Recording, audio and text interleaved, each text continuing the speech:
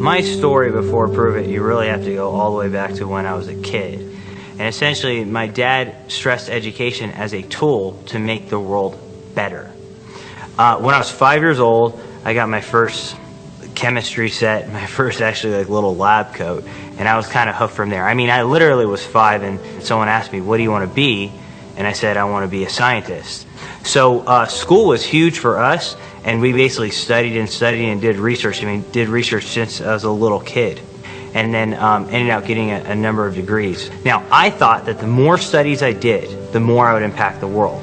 Myself and actually my colleague, Ryan Lowry, were in the lab constantly doing research over and over again.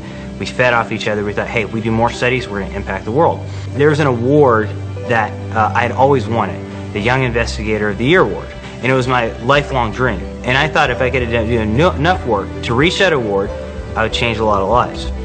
So I had gotten to a point where I'd published over close to 200 papers, and I got word that I received the Young Investigator of the Year Award. And this is before Prüvit. And I can remember going up on stage, and I thought it was going to be my moment. And I looked out in the crowd. There was a sea of doctors and scientists. And instead of feeling excited, instead of feeling like I had reached this pinnacle, I actually felt let down.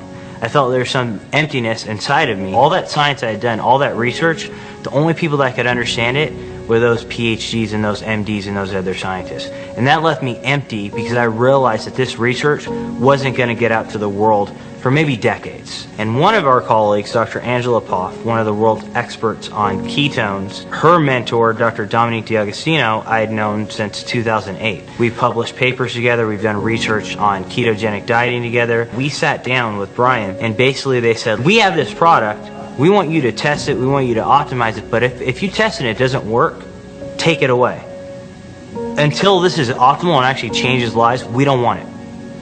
And we'd never heard that from anyone before, because Ryan and I have done so many, I can't name how many studies we've done. Fortune 500 companies that have come to us, and not one of them have ever made that statement. Brian asked us to come speak actually in Las Vegas, and when I saw the crowd, I'd never seen anything like it. I saw more energy and more passion in that crowd than I'd ever seen before in any of the audiences I've spoken across the world. And I knew at that moment that this was the mechanism to take all that hard work, all that labor, all those hours of agony in the lab and make it go viral globally, literally. And that's after Prüvit. That's my why. That's why I get up in the morning. And that's my passion. That's why I'll constantly work, is to be able to translate that information to the general population so they can empower themselves and transform their lives. I'm Dr. Jacob Wilson, and I prove it every single day.